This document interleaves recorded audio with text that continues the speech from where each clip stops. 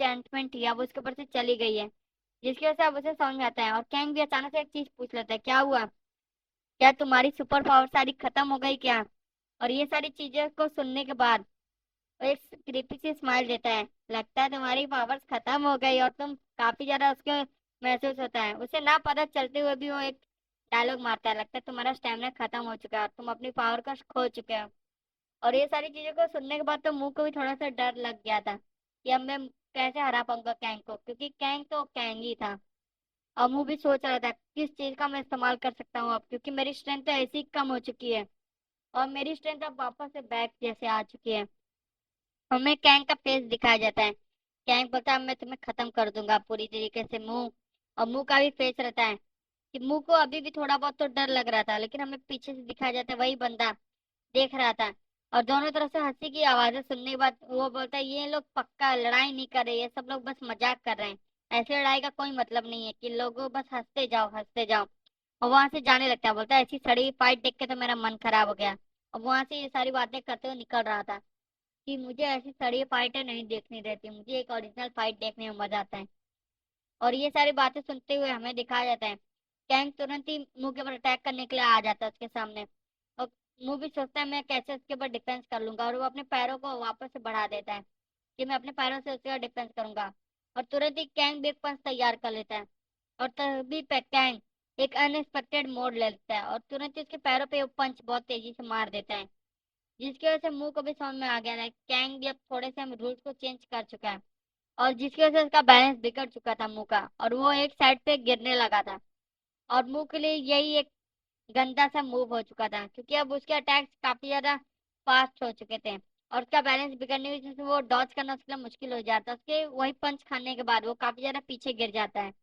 और मुंह को समझ में आ गया था अब इसी अभी स्ट्रेंथ के साथ तो मैं कैंग को नहीं हरा सकता हूँ, और मुझे कुछ करना पड़ेगा कैंग को हराने के लिए। और वो सोचता है मैं क्या कर सकता हूँ अब, क्योंकि कैंग इतना ज्यादा स्ट्रांग है। और उसे समझ में आता है मुझे मैजिक का इस्तेमाल करना पड़ेगा, बिना मैजिक के मेरा जीतना बहुत ज्यादा मुश्किल है। लेकिन वो सोचता है अगर पिछली बार की तरह हो गया तब क्या होगा।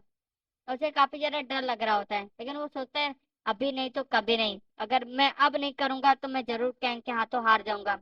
और मुझे हार के सिवा सब कुछ बर्दाश्त है। और वो अपने हाथ में पूरा पूरा पूरी पूरी बॉडी का ओरा एक ही हाथ के कॉर्नर में जमा कर लेता है और सोचता है उसी पंच के साथ वो कैंग को मारने की कोशिश करता है। और कैंग भी सोच रहा होता है इसके मुंह इसके पंच को तो मैं बहुत आसानी से पकड़ लूंगा, और उसके हाथ की तरफ बढ़ा लेता है।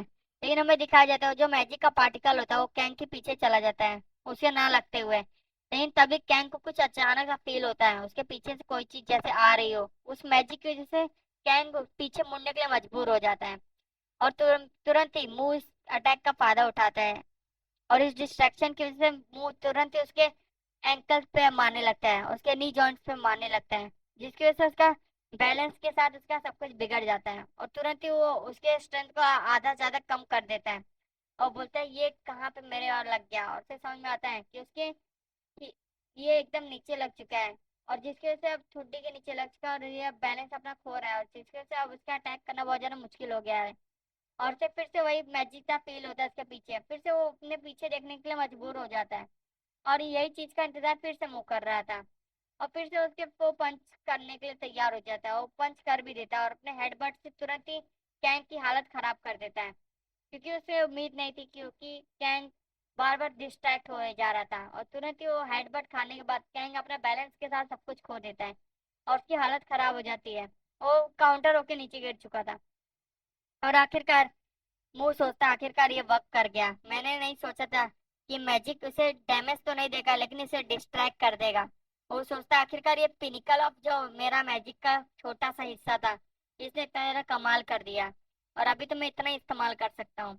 और वो सोचता है आखिरकार कैंग मेरे से हार चुका है।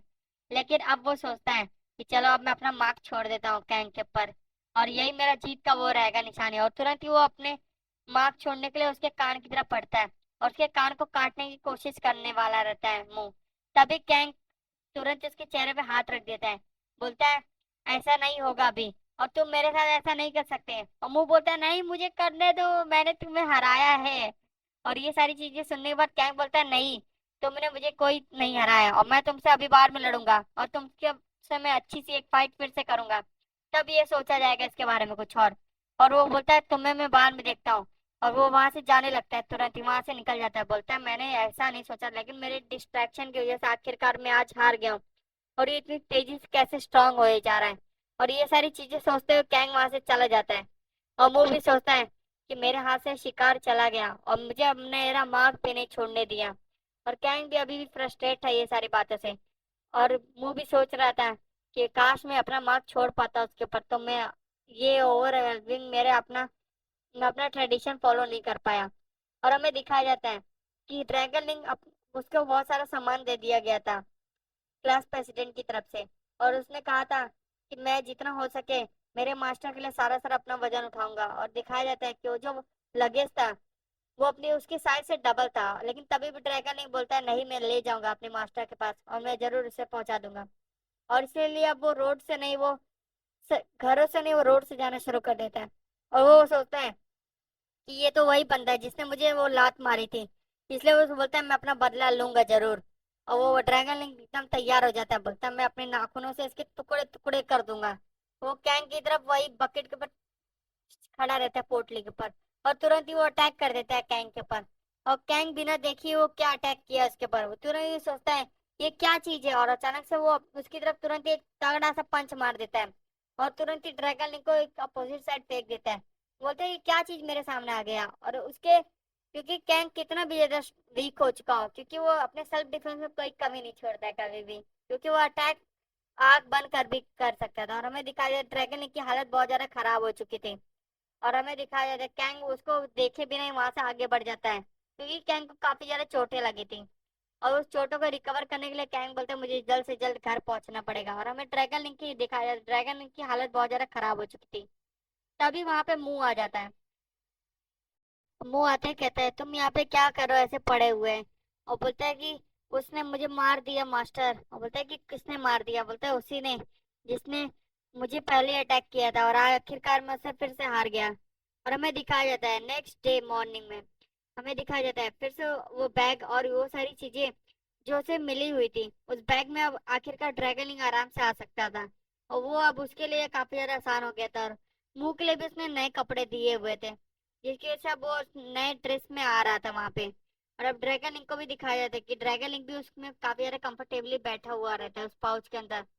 और वो सोचता है कि कितनी ज्यादा आसानी से और मैं उससे जरूर बदला लूंगा मास्टर अगली बार अगर मुझे वो मिल गया तो। और हमें तुरंत ही कैंग का भी सीन दिखाया जाता है जो उसके बगल से जा रहा होता है। और बोलता है आखिरकार मुझे वो मिल गया ना मास्टर, मैं जरूर उसे बदला लूंगा। और तुरंत ही वो बोलता है हे। और तुरंत ही वो उसकी तरफ नोटिस करता है, वो कैंग की तरफ देखता है। और कैंग भी उसकी तरफ बोलता है कि जो सैटरडे को हुआ वो चीज के बारे में अभी तुम भूल जाओ। और बोलता है कि ऐसा क्या, बोलता है कि क्या हुआ, मुझे समझ में आ गया तुम्हें क्या चाहिए, तुम्हें फाइट करना बहुत ज्यादा पसंद होता है और फाइट से ज्यादा तुम्हें लड़ाइयाँ और ये सब में कुछ अलग सा फील आता है ना। बोलता है कि हाँ। और बोलता है कि आखिरकार तुम्हें अगर यही सब चीजें चाहिए तो तुम मेरे साथ अगर रहोगे तो तुम जरूर वो सारी और सारी फाइटों के साथ भी इंजॉय कर सकते हो, क्योंकि मुझे पता है तुम्हें फाइट को एंजॉय करना बहुत ज्यादा पसंद है। और ये मेरे अंदर भी है कि जब भी मैं एक प्रॉपर फाइट मिलती है तो मैं भी उसे काफी ज्यादा इंजॉय करता हूँ। और ये सारी चीजें सुनने के बाद हमारे मुंह को थोड़े समय के लिए वो सोचता है, फिर वो एक ग्रीमी सी स्माइल देता है, बोलता है कि हाँ आखिरकार मुझे यही सब चीजें तो चाहिए थी। और समझ चुका था कि फैंग के साथ लड़ने का कोई मतलब नहीं है, मैं इसके साथ रहूंगा। और आखिरकार वो बोलता है कि तुम्हें ऐसी तो प्रॉपर फाइट नहीं, लेकिन तुम जरूर तुम्हारा इंटरटेनमेंट हर समय होता रहेगा। और ड्रैगन लिंक भी सोचता है ये तो वही बंदा है जिसने मुझे ये मेरी हालत कर दी थी। और मास्टर के साथ ये सारी आके वो बातें कर रहे हैं। वो सोचता है मैं इससे जरूर लेकिन बदला लूंगा, तुम ज्यादा समय तक नहीं बच पाओगे कैंग, मैं तुमसे जरूर बदला लूंगा। और यहीं पे ये चैप्टर एंड होता है गाइस।